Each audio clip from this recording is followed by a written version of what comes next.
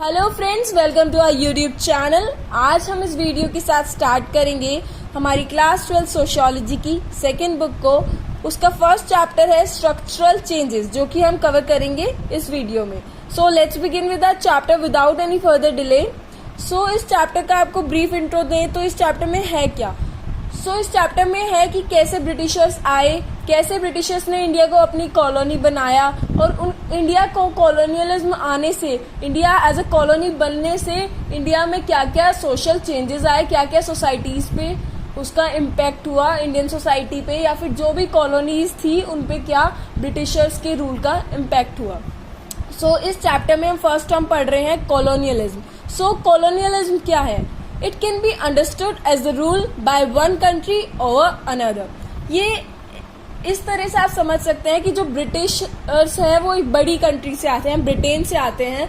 एक ब्रिटेन एक well established काफी अमीर देश है। उसके पास काफी पैसा है, पर वो अपने आप को एक्सपेंड करना चाहता है। वो कंट्री चाहता है कि और जो छोटी मोटी कंट्रीज हैं, छोटे मोटे देश हैं like India, like south Africa, जो कि ब्रिटिशर्स की कॉलोनीज बनी। कॉलोनीज मतलब उन्होंने यहाँ पर भी अपना रूल एस्टैब्लिश किया, यहाँ की इकोनॉमी पे पूरा अपना कंट्रोल किया और यहाँ से अपना रूल चलाकर, और किसको उन्होंने इससे फायदा पहुंचाया? सीधा डायरेक्ट ब्रिटेन में।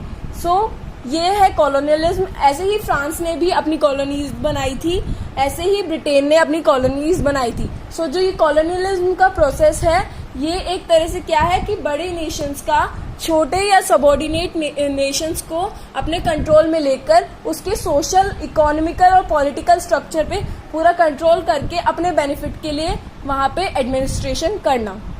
होप कि आपको कॉलोनियलिज्म समझ आया होगा, क्योंकि इसी पे पूरा बेस्ड हमारा चैप्टर है।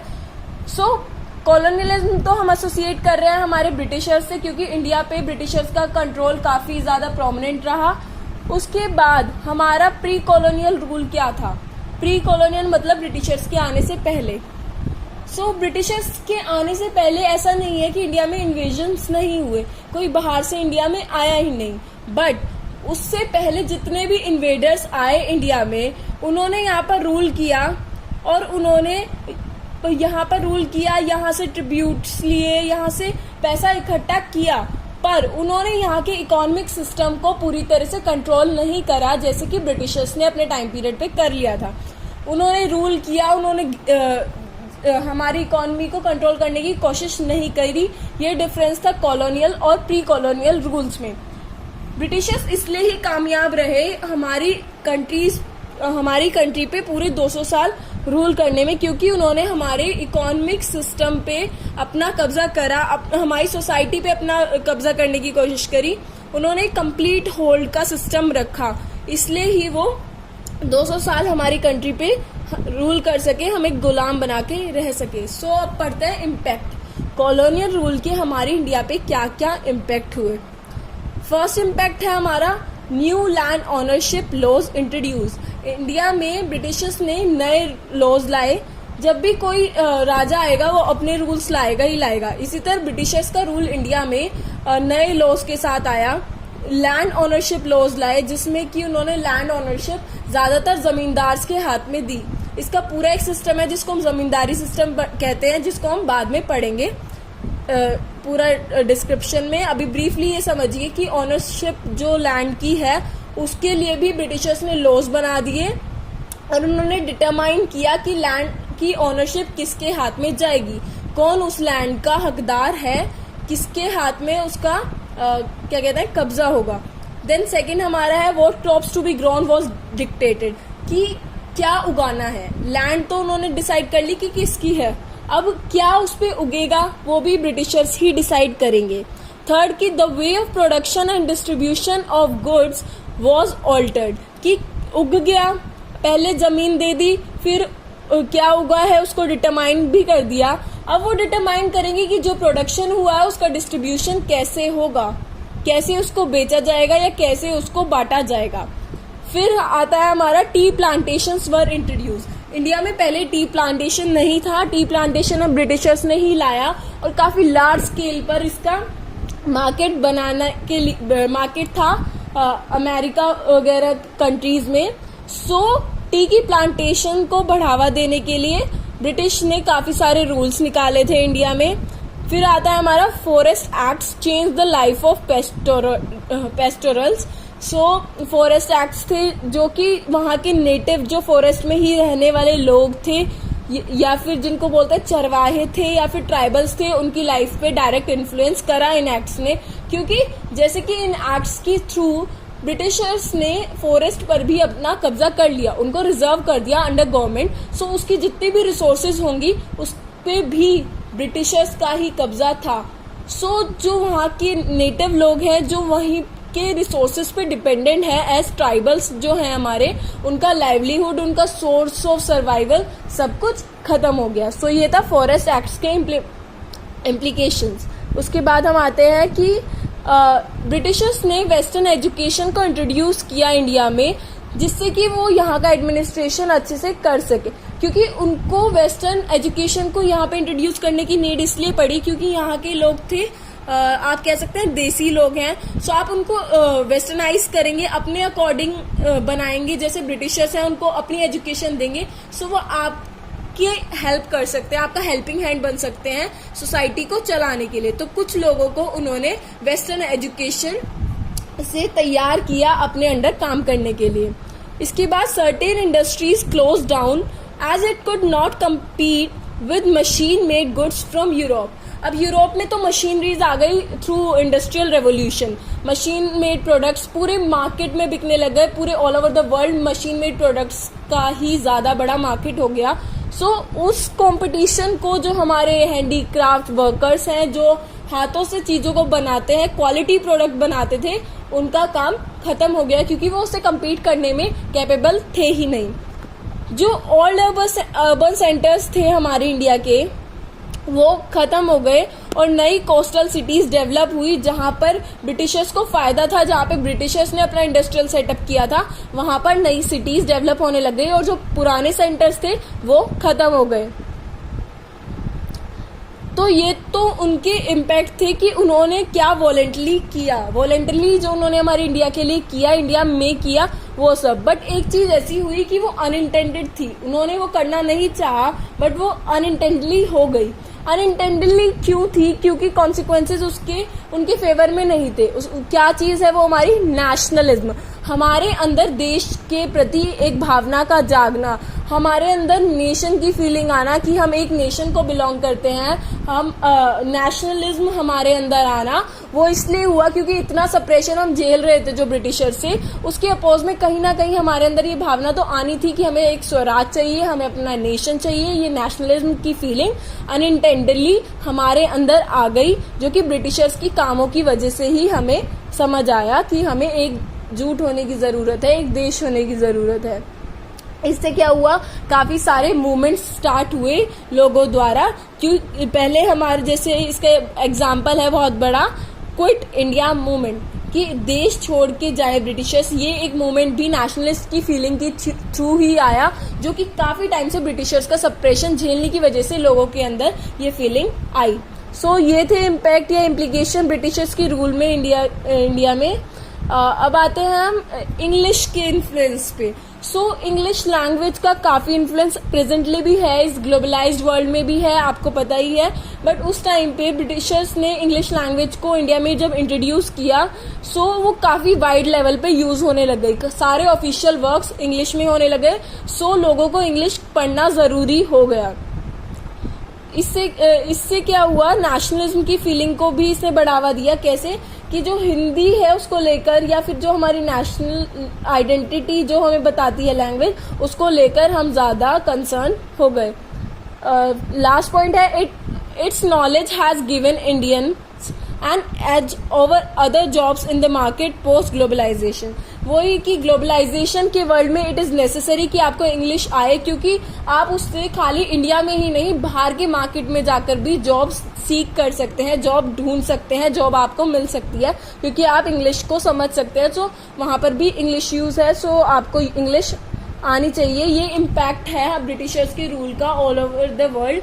South Africa, India, American colonies जो ब्रिटिशर्स की रही हैं, उन पे इम्पैक्ट है ही है कि वहां पर लोग उनका ज़्यादा झुकाव, वो ज़्यादा इंक्लाइंड है हमारी इंग्लिश की तरफ। एक तरह से इंग्लिश को टाइम के साथ साथ सोशल प्रेस्टीज भी मानने लगे हैं लोग कि अगर आपको इंग्लिश नहीं आती सो वो एक अच्छा सिम्टम नहीं है, कि वो एक अच्छी बात नहीं है। सो प्रेस्टीज का सिंबल मानने लगे हैं इंग्लिश को, जिसकी वजह से इंग्लिश की वैल्यू और ज़्यादा बढ़ गई है। बट इंग्लिश का एक पॉजिटिव इम्पैक्ट ये हुआ कि जो कास्ट पोजीशंस होती हैं, हमारे हायरार्किकल डिवीज़न है हमारी इंडियन सोसाइटी में कास्ट सिस्टम का, उसमें अगर कोई लो कास्ट का भी है, अगर उसको इंग्लिश आती है तो उसकी कास्ट पोजीशन कहीं ना कहीं इनहेंस हो रही है सोसाइटी में। सो वो पॉजिटिवली इम्पैक्ट करता है हमारी कास्ट सिस्टम के अगेंस्ट में। बट ग्लोबलाइज वर्ल्ड में धीरे धीरे इंग्लिश की मदद से ही कास्ट सिस्टम्स में मोबिलिटी आ रही है। देन हम नेक्स्ट टॉपिक हमारा है कैपिटलिज्म।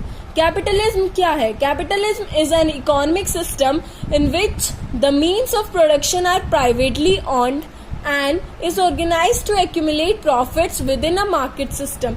सो कैपिटलिज्म में सब कुछ प्राइवेटली ओन्ड होता है, फ्री मार्केट रोल होता है कि मार्केट में जो भी हो रहा है उसको फ्री छोड़ दे विदाउट एनी गवर्नमेंट इंटरवेंशन।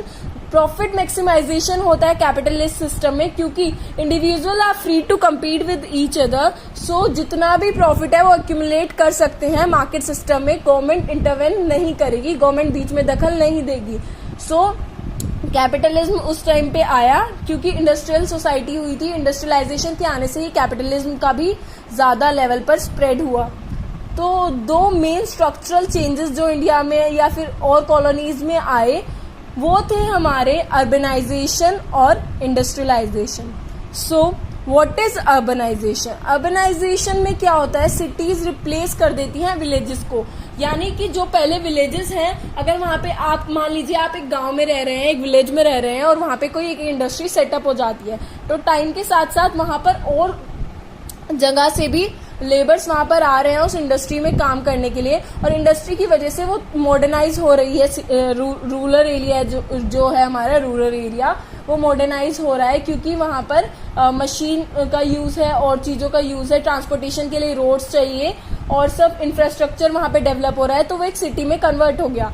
सो जब वो सिटी में कन्वर्ट हुआ, वहां के आसपास के विलेजेस के लोग भी वहां पर माइग्रेट कर गए in the search of jobs in that particular industry.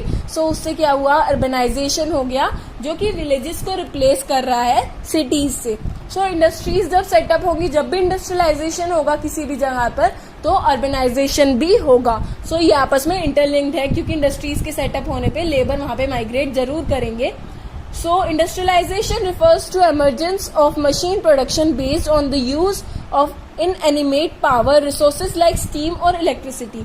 So industrialization क्या है? मशीन प्रोडक्शन है बड़े लेवल पर by the use of steam और इलेक्ट्रिसिटी, इसको हम इंडस्ट्रियलाइजेशन कहते हैं। सो इंडस्ट्रियलाइजेशन जब यूरोप में हुआ, उस टाइम पे यूरोप में तो अर्बनाइजेशन हुआ क्योंकि वहां पे बड़े लेवल पर इंडस्ट्रियल सेटअप हुए। सो लोग वहां पे ज्यादा वर्कर्स माइग्रेट करने लगे वर्क की खोज में अर्बन एरियाज में। पर इंडिया में इसका इम्पैक्ट थोड़ा उल्टा हुआ। क्यों? इंडिया में डी इंडस्ट्रियलाइजेशन हुआ। डी इंडस्ट्रियलाइजेशन क्या है? डी इंडस्ट्रियलाइजेशन में इंडस्ट्रीज और कम हो जाना, यानी कि इंडिया जो है पहले के टाइम में फाइन गुड्स का सप्लायर था all over the world. India से हैंडीक्राफ्ट जो थे, यहाँ की स्पाइसेस हैं, हैंडीक्राफ्ट्स हैं और भी काफी सारी चीजें हैं, टेक्सटाइल है, पर्टिकुलरली कॉटन टेक्सटाइल यहाँ से एक्सपोर्ट की जाती थी बाहर की कंट्रीज में, क्योंकि इंडिया एक फाइन प्रोड्यूसर था। बट कॉलोनियलिज्म के आने की वजह से क्या हुआ, जब वहां पे इंडस्ट्रियलाइजेशन हुआ हमारे ब्रिटेन में, सो वहां से जो मशीन मेड प्रोडक्ट्स आए वो पूरे ऑल ओवर द वर्ल्ड उन्होंने पूरे मार्केट पे कब्जा कर लिया, क्योंकि वो सस्ते थे और वो जल्दी बनते थे, इसलिए उनकी वैल्यू भी कम थी as compare to the handicraft products from India. So इससे क्या हुआ, हैंडीक्राफ्ट मार्केट इंडिया में जो इंडस्ट्रीज थी हैंडीक्राफ्ट की, टेक्सटाइल्स की, ये सब कम हो गई, यानी कि खत्म हो गई, वो सरवाइव ही नहीं कर पाई इस कंपटीशन में। सो उससे इंडिया में डी इंडस्ट्रियलाइजेशन हो गया। सो बाकी सारे इम्पैक्ट हैं, decline of old urban centres. क्यों डिक्लाइन क्यों हुआ? क्योंकि जहाँ पे पहले इंडस्ट्रियल सेटअप थे हमारे इंडिया में वो सब खत्म हो गए। ब्रिटेन ने अपना यहाँ से स्टार्ट किया कि वो रॉ मटेरियल्स को एक्सपोर्ट करेंगे। रॉ मटेरियल्स को इंडिया से वो फाइन कॉटन को एक्सपोर्ट करते थे, जो कि ब्रिटेन की इंडस्ट्रीज में जाके, टेक्सटाइल इंडस्ट्रीज में जाके वहां पर वो फैब्रिक तैयार किया जाता था। उससे क्या होता था, यहाँ से जो कॉटन भेजी जाती थी उसकी तो वैल्यू कम होती थी, बट वहां पे जाके जब वो एक प्रॉपर क्लॉथ में तैयार होके वापस इंडिया आता था, इंडिया मार्केट बन गया था उनके फिनिश्ड गुड के प्रोडक्ट्स का, और यहाँ से सप्लाई होते थे रॉ मटेरियल। सस्ते में रॉ मटेरियल आ रहे हैं, महंगे में वहां से प्रोडक्ट बन के आ रहे हैं। इससे क्या हुआ, सारा इंडिया का वेल्थ ड्रेन हो गया थ्रू ब्रिटिशर्स। कहाँ गया? ब्रिटेन में। सारा पैसा ब्रिटेन में चला गया, जिसको हम बोलते हैं drain of the Indian economy. ऐसे उन्होंने पूरा प्रोसीजर बनाया था जिससे कि इंडिया की इकोनॉमी ड्रेन हो गई, इंडिया में डी इंडस्ट्रियलाइजेशन हो गया, इंडिया के अर्बन सेंटर्स डिक्लाइन हो गए। Just as manufacturing boomed in Britain, traditional exports of cotton and silk manufacturers from India decline the phase of Manchester competition. Britain से जो हमारा कंपटीशन हमारी इंडस्ट्रीज ने झेला, मैनचेस्टर कंपटीशन, उसको वो compete नहीं कर पाए। This period also saw the further decline of cities such as Surat and Masulipatam, while Bombay and Madras grew up. Next topic we have is the process of link between urbanization and industrialization. कैसे urbanization और industrialization linked है? इसको मैंने आपको पहले ही explain किया है। एक बार रिकैप ले लेते हैं कि जैसे इंडस्ट्रियल सेंटर्स, जहाँ पे इंडस्ट्रियल सेटअप होंगे वहां पर अर्बन सेंटर्स शुरू हो जाएंगे, जैसे कि ब्रिटेन में हुआ इंडस्ट्रियलाइजेशन के बाद, बट उसका उल्टा हुआ डी इंडस्ट्रियलाइजेशन इंडिया में। उसका भी रीजन आपको पता है, बट आपको उसको दोनों को पॉजिटिव वे में लिंक करना है। इंडस्ट्रियलाइजेशन हो रहा है तो अर्बनाइजेशन ही दिखाना है as per the example of Britain. आप इसको एनसीईआरटी से एक बार रीड आउट कर सकते हैं और इसके इंपॉर्टेंट पॉइंट्स आप निकाल सकते हैं, क्योंकि ये क्वेश्चन इंपॉर्टेंट है और एग्जाम्स में आने की चांसेस काफी हैं। एक बार आप एनसीईआरटी जरूर रीड किया कीजिए हमारी वीडियो को देखने से पहले या बाद, तभी आपको एक बेटर अंडरस्टैंडिंग मिलेगी पूरे चैप्टर की।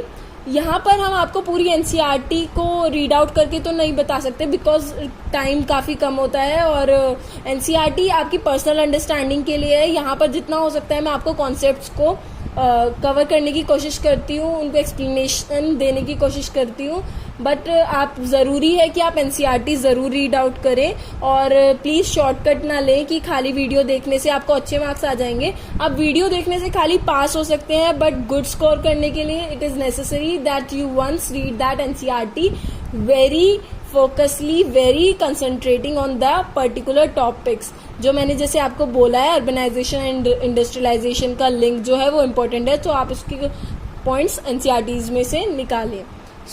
किसी भी टॉपिक की एनसीईआरटी हो, किसी भी सब्जेक्ट की एनसीईआरटी हो, आप अच्छे से ज़रूर रीड आउट करें, because it is important for the boards point of view. इसी के साथ हमारी वीडियो ख़त्म होती है यहीं पर। Thank you for watching. अगर आपको कोई भी डाउट है या क्वेरी है या कोई भी आपको क्वेश्चन है जो आपको नहीं समझ आ रहा, आप हमारे कमेंट बॉक्स में बता सकते हैं, हम आपको नेक्स्ट वीडियो में उसका आंसर ज़रूर प्रोवाइड कराएंगे। Thank you for watching this video. Please subscribe to our YouTube channel.